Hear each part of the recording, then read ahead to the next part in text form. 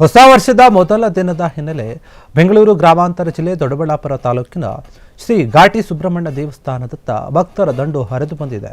ಬೆಳಗ್ಗೆಯಿಂದಲೇ ಘಾಟಿ ಸುಬ್ರಹ್ಮಣ್ಯ ದೇವಸ್ಥಾನಕ್ಕೆ ಸಾವಿರಾರು ಭಕ್ತರು ಆಗಮಿಸಿ ಸರದಿ ಸಾಲಿನಲ್ಲಿ ನಿಂತುಕೊಂಡು ಸ್ವಾಮಿಯ ದರ್ಶನವನ್ನು ಪಡೆದಿದ್ದಾರೆ. ನರಸಿಂಹಸ್ವಾಮಿಯ ಸಮೇತವಾಗಿ ಸುಬ್ರಹ್ಮಣ್ಯ ಸ್ವಾಮಿಯ ದರ್ಶನವನ್ನು ಕೂಡ ಭಕ್ತರು ಪಡೆದು ತಮ್ಮ ಇಷ್ಟಾರ್ಥವನ್ನು ಈಡೇರಿಸು ಅಂತ ಹೇಳಿ ದೇವರಲ್ಲಿ ಪ್ರಾರ್ಥನೆಯನ್ನು ಮಾಡಿದ್ದಾರೆ. ಈ ಸಮಯದಲ್ಲಿ ಸುಬ್ರಹ್ಮಣ್ಯ ಪ್ರಾಧಿಕಾರದಿಂದ ತೀರ್ಥ ಪ್ರಸಾದದ ಒಂದು ವ್ಯವಸ್ಥೆಯನ್ನು ಕೂಡ ಮಾಡಲಾಗಿತ್ತು ಅಂತ ಮಂಡಳಿ ಹೇಳಿದೆ.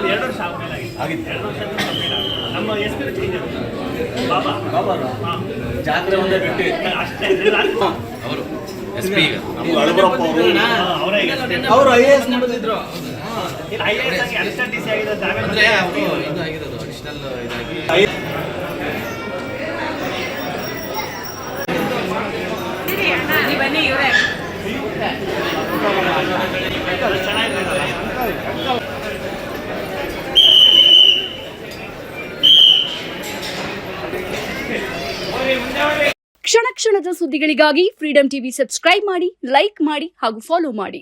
ಹೊಸ ಸುದ್ದಿಗಳ ನೋಟಿಫಿಕೇಶನ್ಗಾಗಿ ಬೆಲ್ ಐಕಾನ್ ಮೇಲೆ ಕ್ಲಿಕ್ ಮಾಡಿ.